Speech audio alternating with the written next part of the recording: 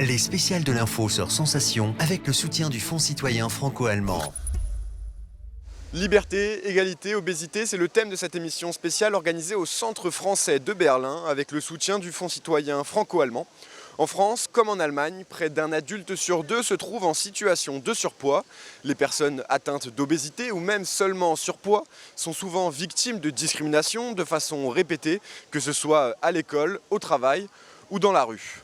Parmi nos invités aujourd'hui, Bénédicte Hennis, cofondatrice de la start-up Benou, Christophe Lefeul, chef pâtissier de la maison d'Écautré en Suisse, Sabine Duquebencroft, chef berlinoise, Anne-Sophie Joly, présidente du collectif national des associations d'obèses, et Magloire Delcros-Varro, animateur et réalisateur. Avec le soutien financier du Fonds citoyen franco-allemand. Bonjour Anne-Sophie Joly. Bonjour. Vous êtes la présidente du collectif national des associations d'obèses. Est-ce que la grossophobie, c'est partout pareil ? Est-ce que les personnes en surpoids sont stigmatisées de la même manière en Europe, en Allemagne qu'en France ? Alors, il y a effectivement une forme de discrimination en France qui n'est pas du tout, j'ai envie de vous dire, officielle. Hein. Il y a, bah oui, il ne faut pas dire, machin, il ne faut pas faire. Et puis en fait, dans les faits, c'est fait et c'est dit. Donc, il y a ça. En Allemagne, il y a peut-être un petit peu plus d'acceptation.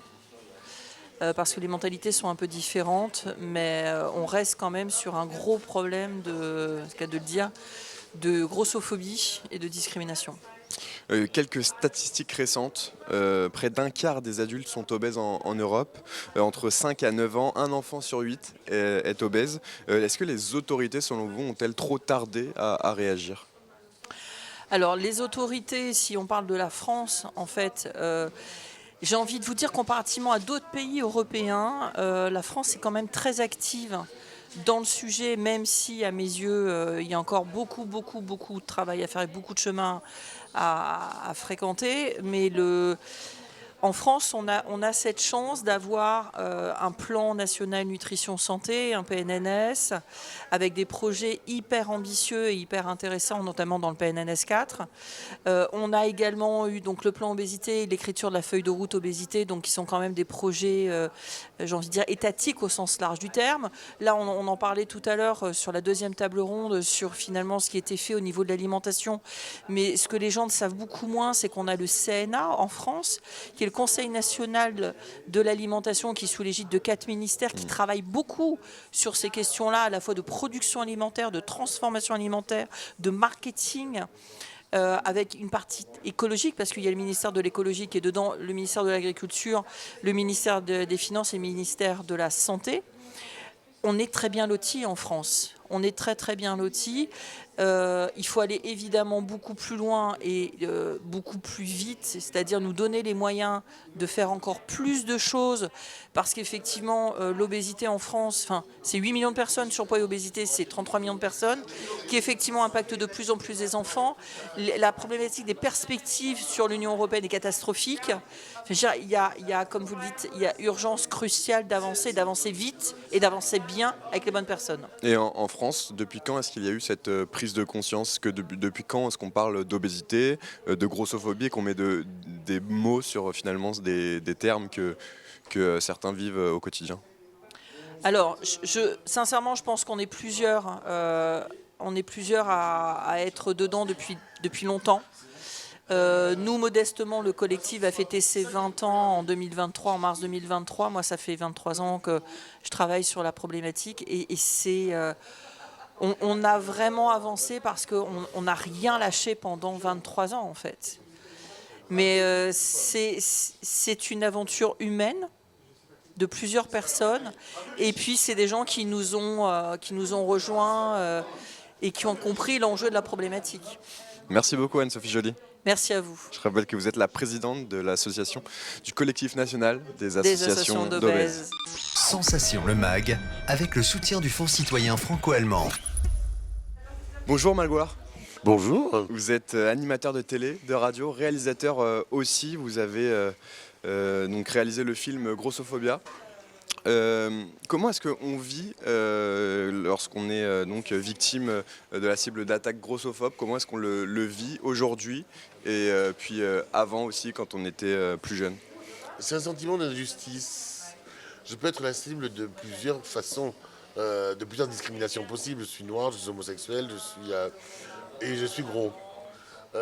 Comme on est ici à Berlin, je vais redire, ich bin fett. Faites. Fett. Ça veut dire je suis gros en Je suis allemand. gros en allemand. Mais celle dont je suis le plus souvent victime, c'est pas le fait que je sois noir, c'est le fait que je sois gros. Et je trouve ça tout à fait incroyablement injuste, comme toutes les discriminations, parce que elle fait référence à quelque chose que de toute façon, quelle que soit la discrimination, on n'a jamais choisi, mais qui en plus part d'un état de santé déréglé. Et c'est incroyable qu'on puisse quand si on croise une cancéreux qui n'a pas de cheveux, on va pas lui dire dis donc, t'es chauve, toi tu rentres pas dans ma boîte, quoi. C'est un truc incroyable.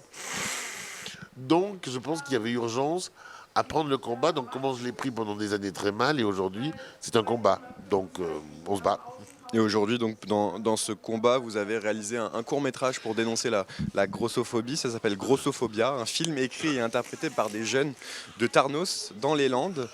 Qu'est-ce qui vous a le plus marqué en préparant ce court-métrage et comment est née cette idée? C'est leur volonté.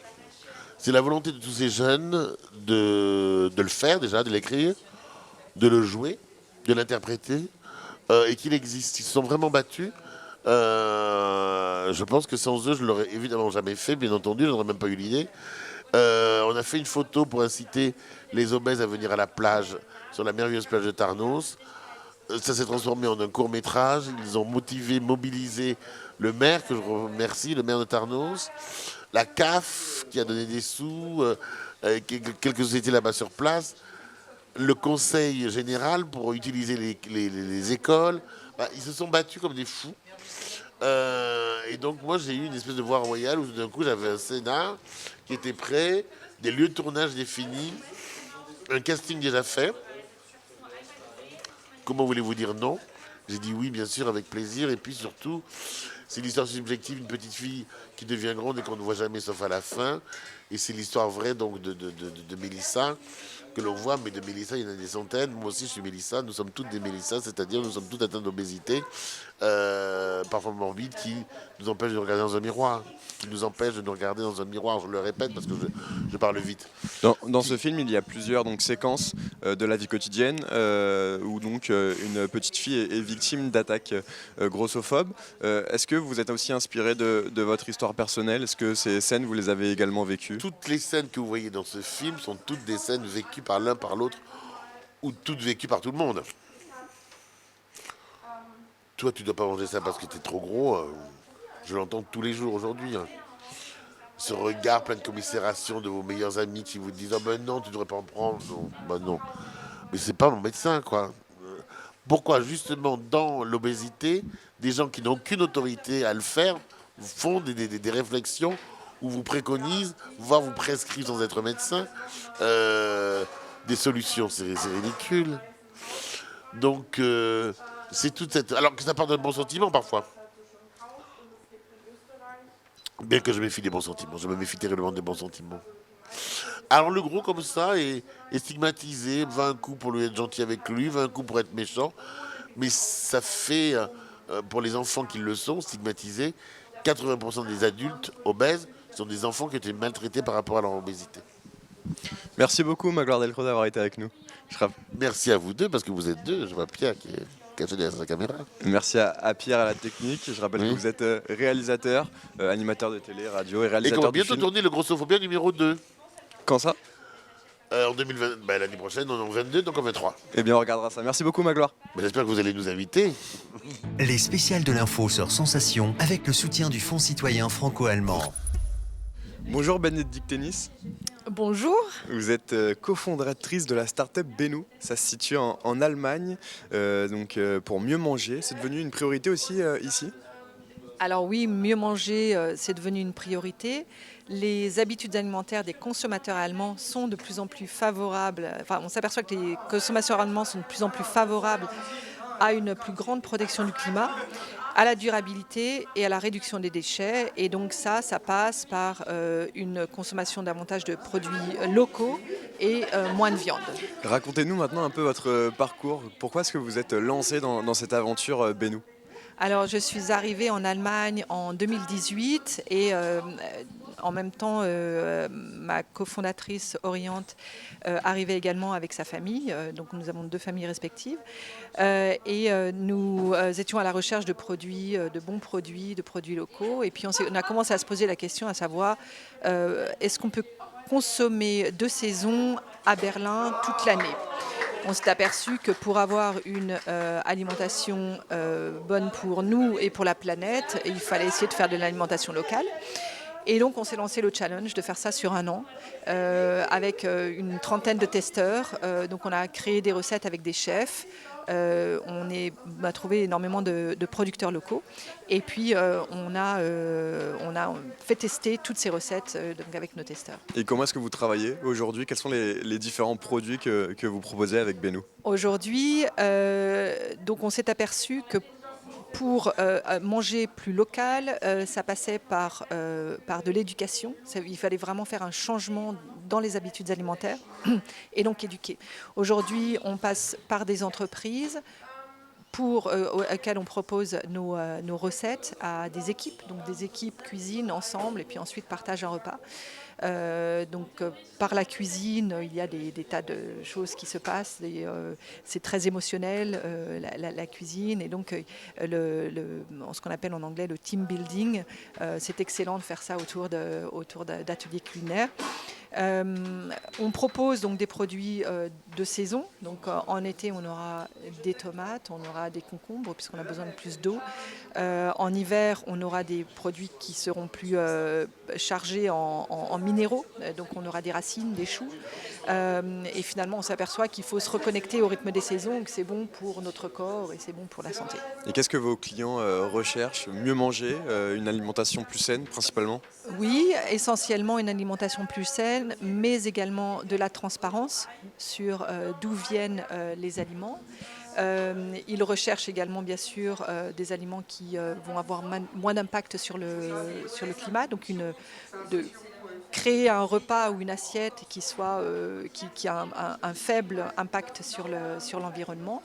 Voilà les principales raisons pour lesquelles nos clients nous choisissent. Eh bien, merci beaucoup Bénédicte Hennis d'avoir été avec nous. Merci beaucoup. Je rappelle que vous êtes la cofondatrice de la start-up Binu à Berlin. C'est bien ça. Merci, au revoir. Sensation le MAG, avec le soutien du Fonds citoyen franco-allemand. Bonjour Christophe Level. Bonjour. Vous êtes originaire de Wissembourg dans le Bas-Rhin. Vous avez grandi à la frontière entre la France et l'Allemagne. Vous êtes aujourd'hui chef pâtissier en Suisse. Vous avez été nommé chef pâtissier suisse de l'année en 2021 par le célèbre guide Gaute Millau. Alors est-ce que Christophe, tous les desserts et les gâteaux font-ils grossir? Alors pour moi, les gâteaux ne font pas forcément grossir. Je pense que forcément, il y a des gâteaux qui vont être un peu plus gras que d'autres, ça c'est sûr. Mais je pense que c'est pas ça qui va faire en sorte que ça fait vraiment grossir. Je pense que ça fait vraiment partie d'une consommation excessive où on peut dire que ça peut peut-être faire grossir. Mais si on reste raisonnable et que c'est du plaisir, je pense pas que ce soit. Est-ce qu'aujourd'hui, quand un pâtissier élabore ses desserts, il pense aussi à l'aspect calorique et pas uniquement à l'aspect goût, texture, au visuel? Alors, c'est pas vraiment le travail d'un pâtissier de penser calories, entre guillemets. On est là pour créer, donner du plaisir et puis créer justement des nouvelles choses. C'est sûr qu'on peut réfléchir à comment ça fonctionne, mais après, voilà, un diététicien est beaucoup plus amené à faire ça en termes de temps. On est assez limité, donc je pense que c'est pas vraiment à nous de le faire. Est-ce qu'il y a une évolution aussi en matière d'offres en termes de desserts? On a l'image dans certains pays, il y a des gâteaux beaucoup plus gros par exemple. Je pense que l'offre elle évolue avec, c'est un peu comme la mode. Avec la société. Voilà. C'est un peu comme la mode, ça veut dire que maintenant on est sur des gâteaux qui vont être beaucoup plus légers, mais parce que les recettes évoluent aussi. Mais ces recettes évoluent parce qu'il y a certains chefs qui vont amener justement des choses nouvelles ou des techniques nouvelles qui vont faire en sorte que ce soit justement plus léger. Mais on va dire que sinon je dirais la tendance actuelle ce serait de revenir au classique de la pâtisserie, mais en étant beaucoup plus précis. Là, on est vraiment sur de la précision en ce moment. Pendant très longtemps, c'est le gras qui a été l'ennemi. L'ennemi, maintenant, c'est souvent le sucre pour son côté addictif et parce qu'il favorise donc la prise de poids et peut provoquer du diabète, des maladies cardiovasculaires également et même un vieillissement prématuré. Les dosages de sucre, est-ce qu'ils ont changé ces dernières années? Alors oui, forcément, les dosages, ils ont changé. J'ai bien vu aussi maintenant par rapport aux recettes qu'on faisait avant. Même moi, des fois, j'y travaille encore à dire, ok, bah, je vais encore réduire le sucre dans certaines recettes. Par contre, faut pas l'oublier, c'est aussi un exhausteur de goût. Donc c'est quelque chose qui fait aussi que ça donne du goût à un produit comme le sel. Je pense qu'il faut être assez raisonné. Il y a eu une grosse bataille sur le sucre ces dernières années, même beaucoup à Paris avec les médias, avec beaucoup de chefs pâtissiers qui travaillent sans sucre. Mais au final, on travaillera toujours du sucre parce qu'il y en a dans les fruits, il y en a dans le miel, il y en a dans le chocolat. Donc c'est un peu complexe pour moi de dire je travaille sans sucre parce que c'est un peu un faux message parce que pour moi c'est pas là où on doit travailler. Merci beaucoup Christophe Leffel d'avoir été avec nous. Merci à vous. Je rappelle que vous êtes chef pâtissier en Suisse. Les spéciales de l'info sur Sensation avec le soutien du Fonds citoyen franco-allemand. Bonjour Sabine Dubencroft, vous êtes chef cuisinière. Ici en Allemagne, vous avez assisté à la table ronde Liberté, Égalité, Obésité aujourd'hui. Qu'est-ce que vous en avez pensé d'abord? Guten Tag, Sabine Dubenkopf. Sie sind Köchin hier in Berlin und Sie haben eben gehört, was eben gesagt wurde bei der Diskussion zum Thema Liberté, Égalité, Obésité, also Freiheit, Gleichheit, Fettleibigkeit. Was haben Sie gedacht? Ja, also ich fand es sehr interessant, also die ganze Diskussion und auch die Kurzfilme, die gezeigt wurden. Ich war als Kind oder meine Eltern haben es mir so suggeriert, auch nicht unbedingt immer die dünnste. Ich bin jetzt auch eher eine der etwas größeren Personen, glaube ich. Und ja, also es ist absolut nachvollziehbar und ich finde es toll, dass es in Frankreich halt offensichtlich an einer anderen Stelle angesetzt wird, dass man das sozusagen mehr jetzt seitens der Regierung oder dieses Vereins, das habe ich jetzt nicht ganz genau verstanden, halt sich zur Aufgabe gemacht hat, einfach mal aufzuklären und das halt begreiflich zu machen, dass halt selbst so eine Situation wie in dem einen Kurzfilm beim Arzt, wenn alle etwas fröhlicher und freundlicher miteinander umgehen würden, dann würde man in manche Situationen nicht kommen. J'ai trouvé ça très intéressant, la discussion et les courts-métrages.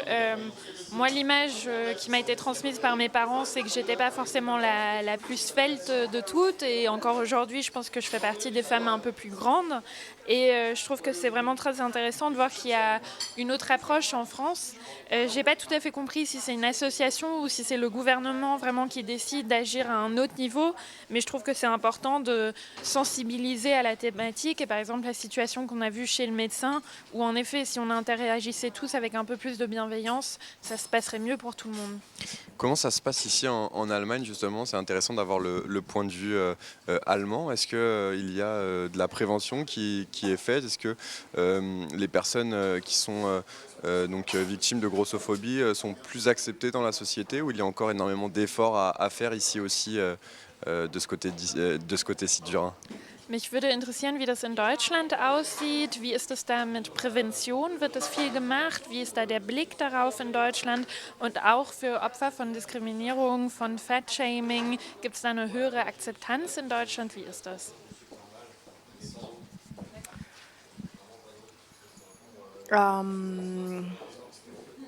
Ich habe das bisher nicht so wahrgenommen. Also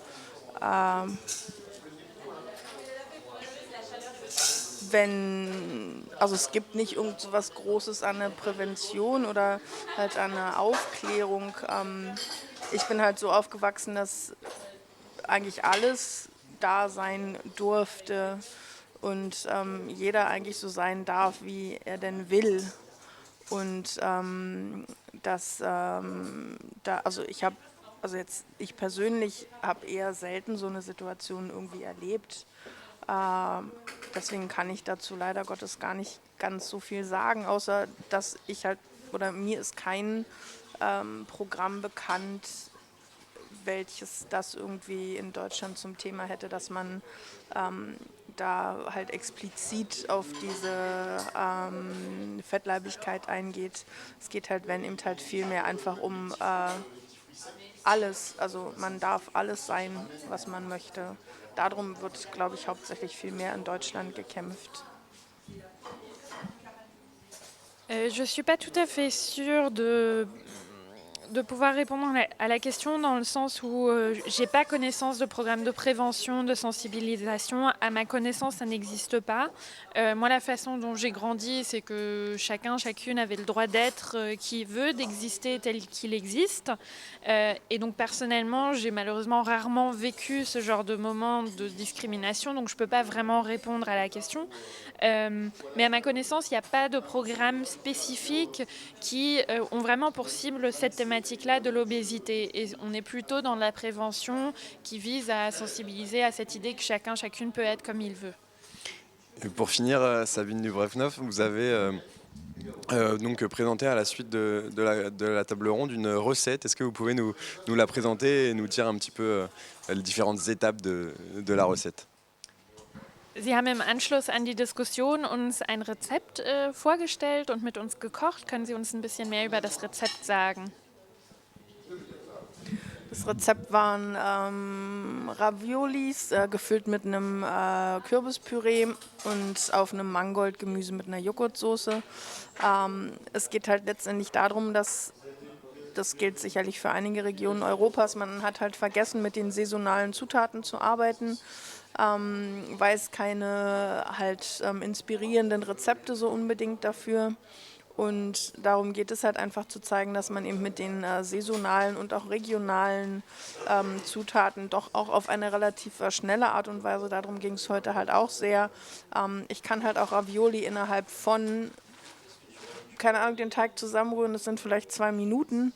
Und dann muss es kurz ruhen, aber ich kann innerhalb von einer halben Stunde ein sehr gesundes, wie mir aus der Runde auch als Feedback gegeben wurde, sehr leckeres Essen zusammenstellen. Und darum geht es halt, glaube ich, sehr, dass man schnell gesundes Essen aus regionalen Zutaten herstellen kann.